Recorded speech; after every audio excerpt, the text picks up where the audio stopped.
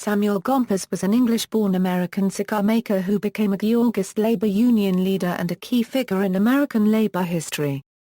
Gompers founded the American Federation of Labor, and served as the organization's president from 1886 to 1894 and from 1895 until his death in 1924.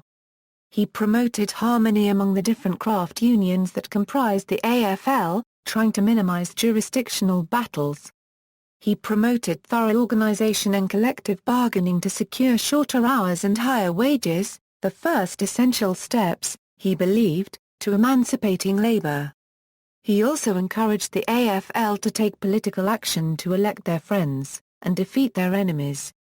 During World War I, Gompers and the AFL openly supported the war effort, attempting to avoid strikes and boost morale while raising wage rates and expanding membership. Early life. Samuel Gompers was born on January 27, 1850, in London, into a Jewish family which originally hailed from Amsterdam. When he was 6, Samuel was sent to the Jewish Free School where he received a basic education. His elementary school career was brief, however, as a mere 3 months after his 10th birthday, Gompers was removed from school and sent to work as an apprentice cigar maker to help earn money for his impoverished family. Gompers was able to continue his studies in night school, however, during which time he learned Hebrew and studied the Talmud, a process which he long later recalled was akin to studying law. While familiar with the ancient Hebrew language, Gompers did not speak it and held a lifelong disdain for Yiddish. Young worker at the bench. Owing to dire financial straits, the Gompers family immigrated to the United States in 1863. Settling on Manhattan's Lower East Side in New York City. Gompers' father was engaged in the manufacture of cigars at home, assisted for the first year and a half by Samuel. In his free time, the young teenager formed a debate club with his friends, an activity which provided practical experience in public speaking and parliamentary procedure. The club drew Gompers into contact with other upwardly mobile young men of the city, including a young Irish-American named Peter J. Maguire who would later play a large role in the AFL. In 1864, at the age of 14, Gompers joined and became involved in the activities of Cigar Makers Local Union No. 15, the English-speaking union of cigar makers in New York City. Gompers later recounted his days as a cigar maker at the bench in detail, emphasizing the place of craftsmanship in the production process. Any kind of an old loft served as a cigar shop. If there were enough windows, we had sufficient light for our work. If not, it was apparently no concern of the management. Cigar shops were always dusty from the tobacco stems and powdered leaves. Benches and work tables were not designed to enable the workmen to adjust bodies and arms comfortably to work surface. Each workman supplied his own cutting board of lignum vitae and knife blade. The tobacco leaf was prepared by strippers who drew the leaves from the heavy stem and put them into pads of about 50. The leaves had to be handled carefully to prevent tearing. The craftsmanship of the cigar maker was shown in his ability to utilize wrappers to the best advantage to shave off the unusable to a hair breadth, to roll so as to cover holes in the leaf and to use both hands so as to make a perfectly shaped and rolled product. These things a good cigar maker learned to do more or less mechanically, which left us free to think, talk, listen, or sing. I loved the freedom of that work, for I had earned the mind freedom that accompanied skill as a craftsman. I was eager to learn from discussion and reading or to pour out my feelings in song. The day after his 17th birthday, he married his co-worker, 16-year-old Sophia Julian. They had a series of children in rapid succession, with 6 surviving infancy. In 1873, Gompers moved to the cigar maker David Hirsch and Company, a high-class shop where only the most skilled workmen were employed. Gompers later called this change of employers one of the most important changes in my life, for at Hirsch a union shop operated by an A copyright migra copyright German socialist Gompers came into contact with an array of German-speaking cigar makers men of keener mentality and wider thought than any I had met before, he recalled. Gompers learned German and absorbed many of the ideas of his shopmates, developing a particular admiration for the ideas of the former secretary of the International Workingmen's Association, Karl Laurel. Laurel took Gompers under his wing, challenging his more simplistic ideas and urging Gompers to put his faith in the organized economic movement of trade unionism rather than the socialist political movement.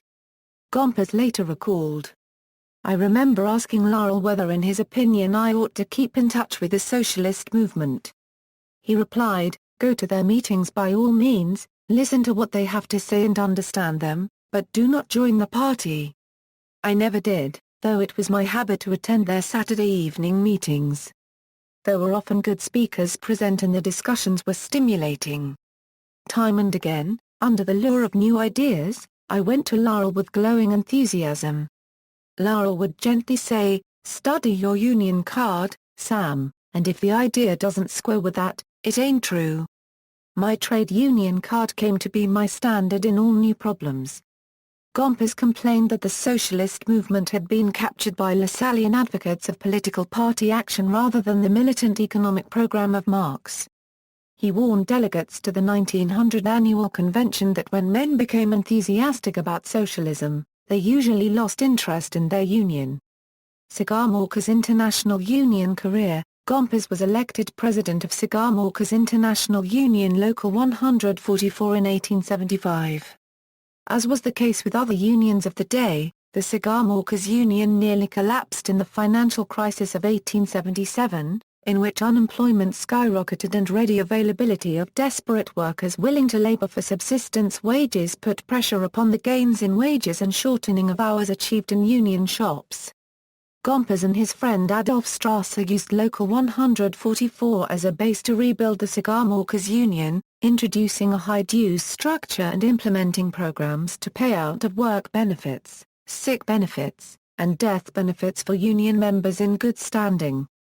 Gompers told the workers they needed to organize because wage reductions were almost a daily occurrence. The capitalists were only interested in profits, and the time has come when we must assert our rights as workingmen. Everyone present has the sad experience, that we are powerless in an isolated condition, while the capitalists are united. Therefore it is the duty of every cigar maker to join the organization. One of the main objects of the organization, he concluded, is the elevation of the lowest paid worker to the standard of the highest, and in time we may secure for every person in the trade an existence worthy of human beings. He was elected second vice president of the Cigarmakers International Union in 1886, and first vice president in 1896. Despite the commitment of time and energy entailed by his place as head of the American Federation of Labor, Gompers remained first vice president of the Cigarmakers until his death in December 1924. Leading the AFL, Gompers helped found the Federation of Organized Trades and Labor Unions in 1881 as a coalition of like-minded unions. In 1886 it was reorganized into the American Federation of Labor, with Gompers as its president. He would remain president of the organization until his death. Under Gompers's tutelage, the AFL coalition gradually gained strength, undermining the position previously held by the Knights of Labor, which as a result had almost vanished by 1900. He was nearly jailed in 1911 for publishing with John Mitchell a boycott list, but the Supreme Court overturned the sentence in Gompers v. Buck's Stove and Range Company. Immigration and foreign affairs. Gompers, who had ties with the Cuban cigar workers in the U.S., called for American intervention in Cuba. He supported the resulting war with Spain in 1898. After the war, however, he joined the Anti-Imperialist League to oppose President William McKinley's plan to annex the Philippines. Mandel argues that his anti-imperialism was based on opportunistic fears of threats to labor's status from low-paid offshore workers and was founded on a sense of racial superiority to the peoples of the Philippines. By the 1890s Gompers was planning an international federation of labor, starting with the expansion of AFL affiliates in Canada, especially Ontario. He helped the Canadian Trades and Labor Congress with money and organizers, and by 1902 the AFL dominated the Canadian union movement. Gompers, like most labor leaders of his era, opposed unrestricted immigration from Europe because it lowered wages and opposed all immigration from Asia because it lowered wages and represented, in his judgment, an alien culture that could not be easily assimilated. He and the AFL strongly supported the Chinese Exclusion Act of 1882 that banned the immigration of Chinese. The AFL was instrumental in passing immigration restriction laws from the 1890s to the 1920s, such as the 1921 Emergency Quota Act and the Immigration Act of 1924, and seeing that they were strictly enforced. At least one study concludes that the link between the AFL and the Democratic Party rested in large part on immigration issues, as the owners of large corporations wanted more immigration and thus supported the Republican Party. Other scholars have seriously questioned this conclusion, arguing it oversimplifies the politics and unity of labor leaders in the major parties. As one reviewer argued in the Journal of American History, major Republican leaders such as President William McKinley and Senator Mark Hanna made pro-labor statements. Many unions supported their own independent labor parties, and unity within the AFL was never as extensive as claimed. During World War I, Gompers was a strong supporter of the war effort. He was appointed by President Wilson to the Council of National Defense, where he chaired the Labor Advisory Board. He attended the Paris Peace Conference in 1919 as an official advisor on labor issues. Philosophy During a severe period of national economic recession in the early 1890s, labor unrest was at its height. A volatile situation in Chicago in August 1893 caused the city unregistered trademark then Mayor, Carter Henry Harrison, to warn that the preponderance of the unemployed would lead to riots that would shake the county unless Congress interceded. In late August 1893, Gompers addressed 25,000 unemployed workers who had massed on the shore of Lake Michigan. As reported in the Chicago Tribune on August 31, Gompers inveighed against the controllers of capital and the titans of industry and finance. Why should the wealth of the country be stored in banks and elevators while the idle workman wanders homeless about the streets and the idle loafers who hoard the gold only to spend it on riotous living are rolling about in fine carriages from which they look out on peaceful meetings and call them riots? Gompers began his labor career familiar with, and sympathetic to, Georgism and the precepts of socialism, but gradually adopted a more conservative approach to labor relations.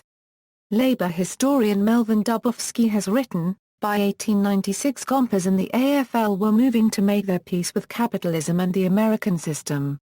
Although the AFL had once preached the inevitability of class conflict and the need to abolish wage slavery, it slowly and almost imperceptibly began to proclaim the virtues of class harmony and the possibilities of a more benevolent capitalism. For example, Alex Heron attributes the following quote to Gompers: "The greatest crime an employer can perpetrate on his employees is to fail to operate at a profit." Gompers began to take a neutral stance in politics after his failure to successfully elect Henry George as mayor of New York, but Gompers remained a single-tax Georgist later in life.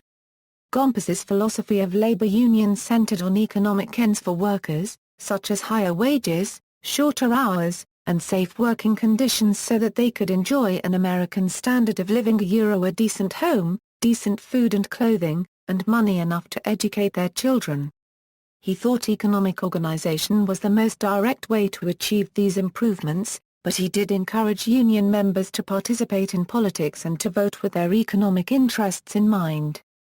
Gompers's trade union philosophy and his devotion to collective bargaining with business proved to be too conservative for more radical leaders such as Ed Boyce, president of the Western Federation of Miners, and, later, WFM Secretary-Treasurer Bill Haywood.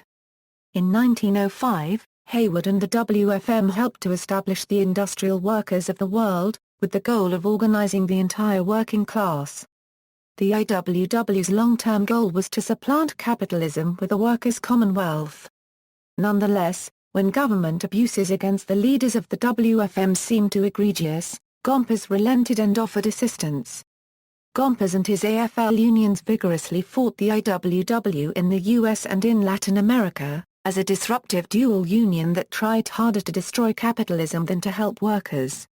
He cooperated with widespread government arrests of union leaders for the IWW's militant opposition to the World War. He said, "The IWWs are exactly what the Bolsheviki are in Russia, and we have seen what the IWW Bolsheviki in Russia have done for the working people. The IWW was practically defunct by 1920. Gompers led the anti-socialist faction inside the AFL, losing to them only once in 1894. He argued that socialists believed workers and unions could never coexist with business interests and wanted to use the labor unions to advance their more radical political causes. By 1920 Gompers had largely marginalized socialist influence to a few unions, notably coal miners and the needle trades. Freemason Gompers was a leading Freemason, reaching the 32 in the Scottish Rite Valley of Washington in 1906. In 1920 he wrote, "In my Masonic life I have visited lodges in many lands, and I have learned that Freemasonry in many countries, particularly in Latin countries, is the principal means whereby freedom of conscience, of thought, and expression is preserved." Death and legacy. Gompers' health went into serious decline starting in February 1923, when a serious bout of influenza sent him to the hospital, sidelining him from work for 6 weeks. No sooner had he recovered from the flu than he was stricken by a case of bronchitis that laid him low again. By June 1924 Gompers, who suffered from diabetes, could no longer walk without assistance, and he was hospitalized again, this time suffering from congestive heart failure and uremia. He collapsed in Mexico City on Saturday, December 6, 1924, while attending a meeting of the Pan American Federation of Labor. It was recognized that his condition was critical and that he might not survive for long.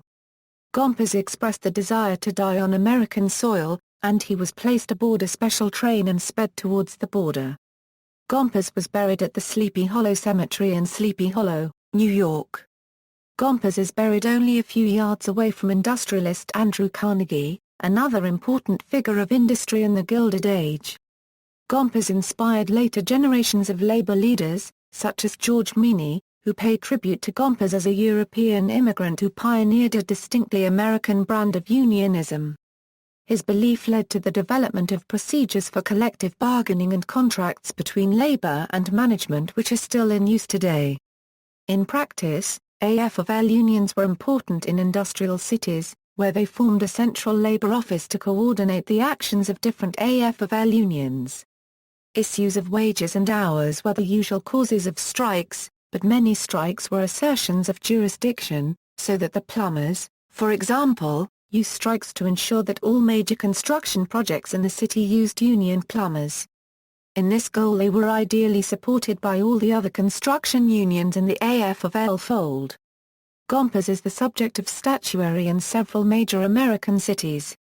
A bronze monument honoring Gompers by the sculptor Robert Aitken resides in Gompers Square on Massachusetts Avenue in Washington, D.C. On September 3, 2007, a life-size statue of Gompers was unveiled at Gompers Park, named after the labor leader in 1929, on the northwest side of Chicago. This is the first statue of a labor leader in Chicago.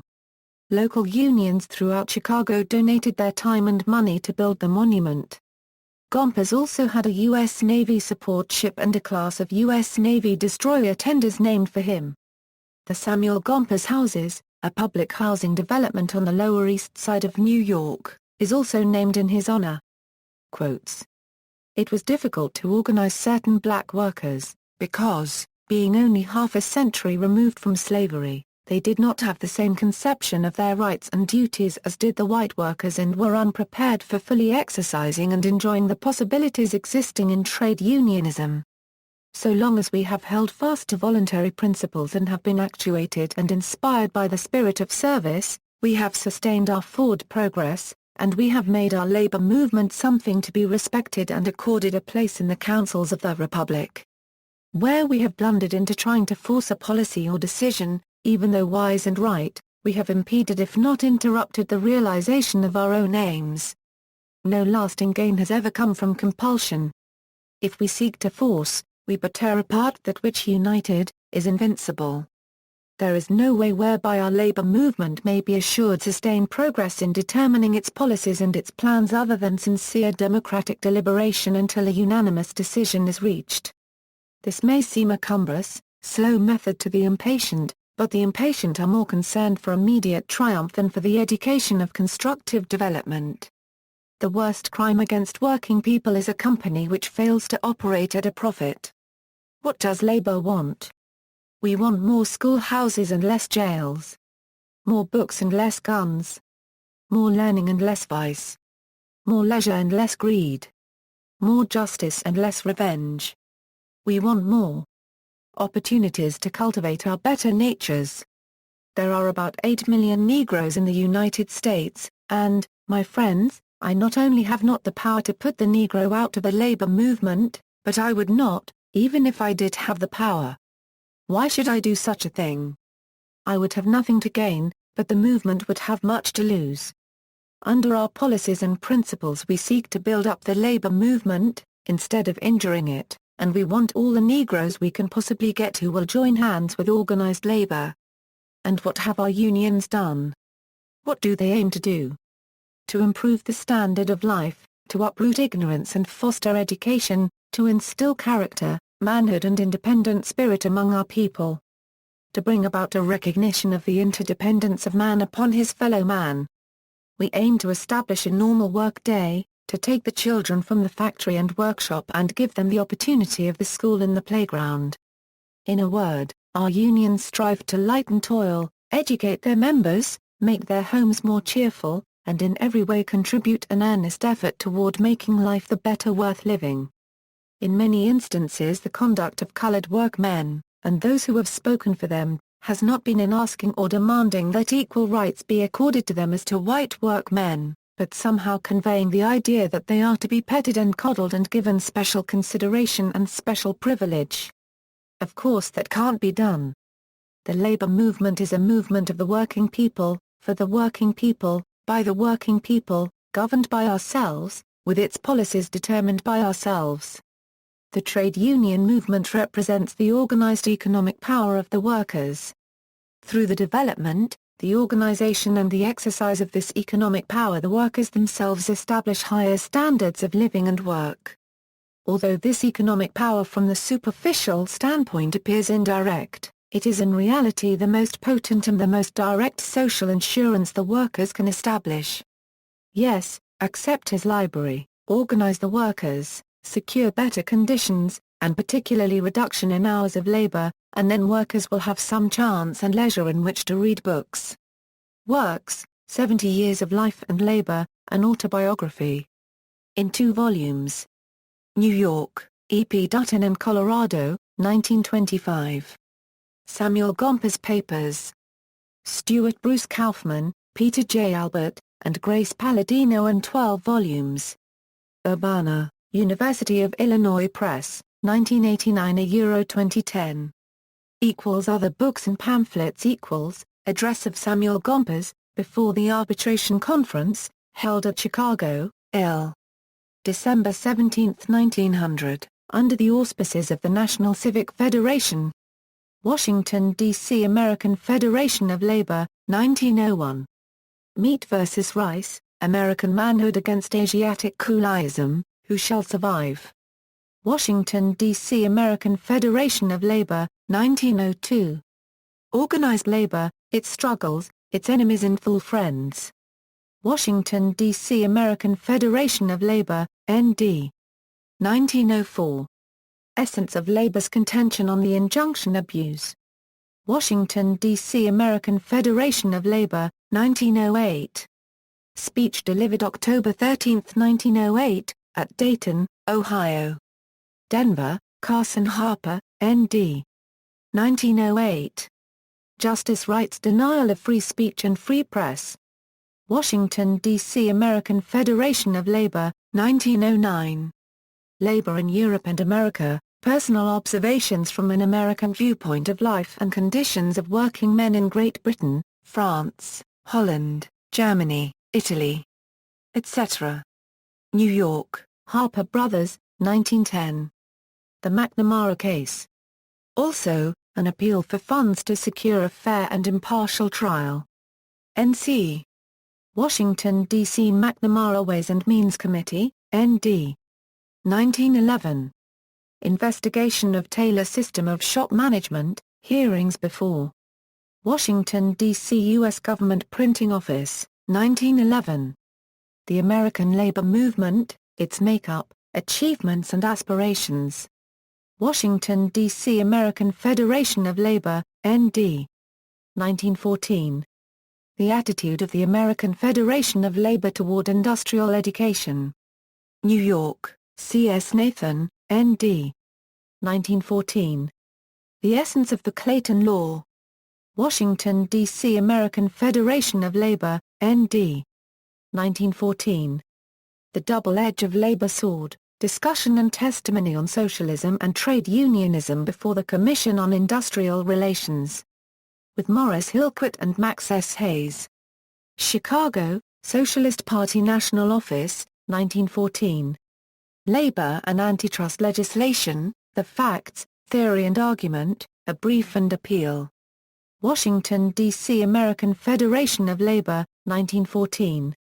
The Workers in the 8-Hour Workday. And, The Shorter Workday, Its Philosophy. Washington, D.C. American Federation of Labor, N.D. 1915.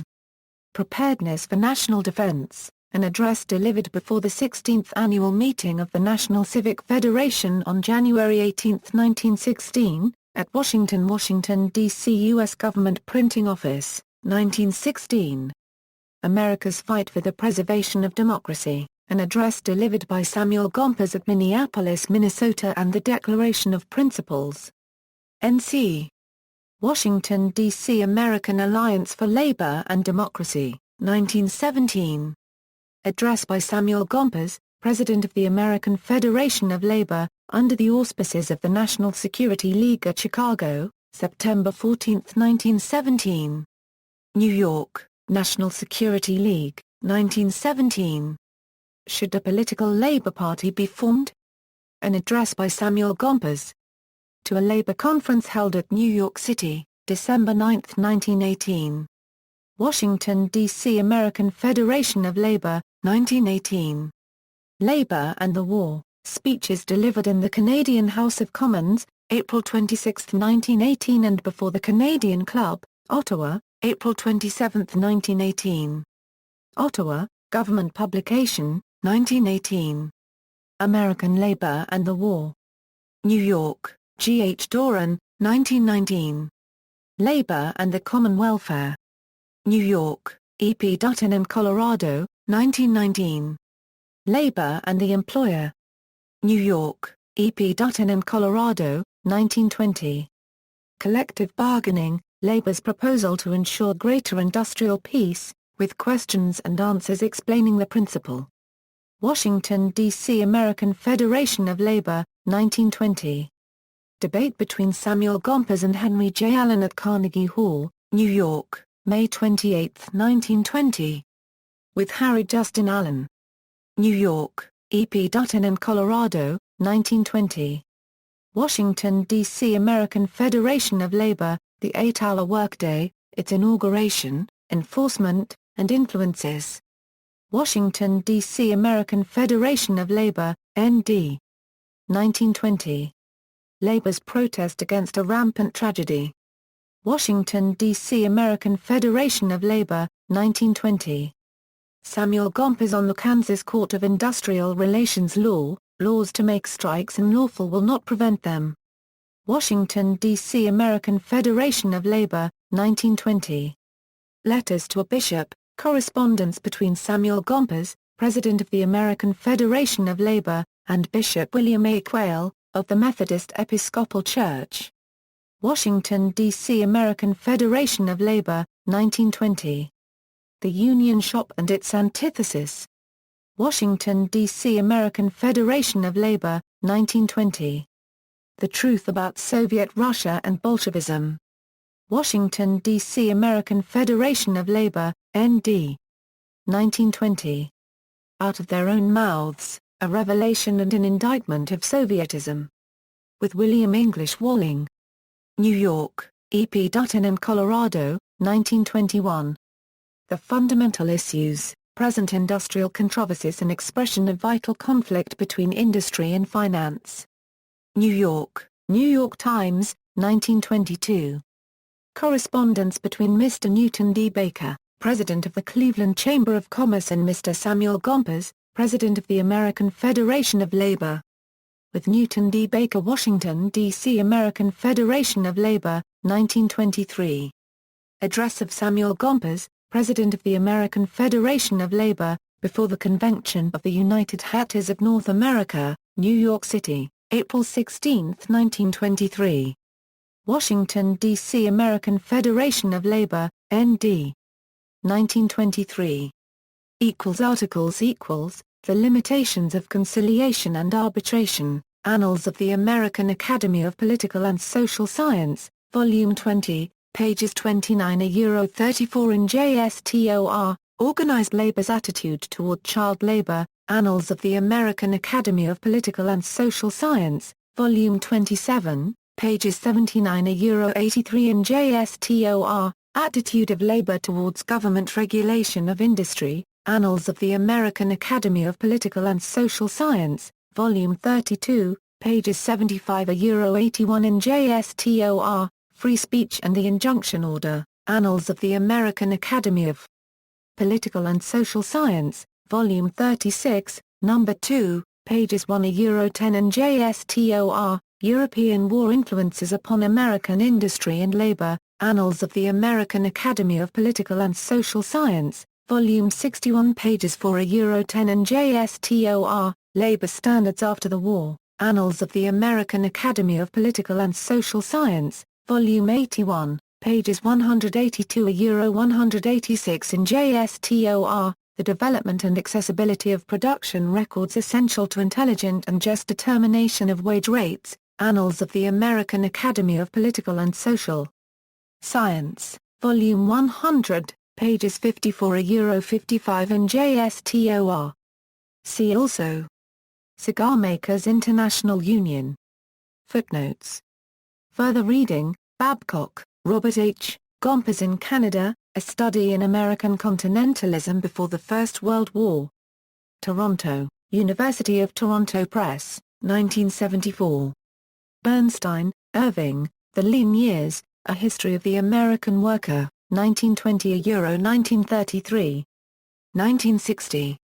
Bernstein, Irving, Samuel Gompers and Free Silver, 1896. Mississippi Valley Historical Review, Vol. 29, No. 3. Bull, Paul, Taking Care of Business, Samuel Gompers, George Meany, Lane Kirkland, and the Tragedy of American Labor. New York, Monthly Review Press, 1999.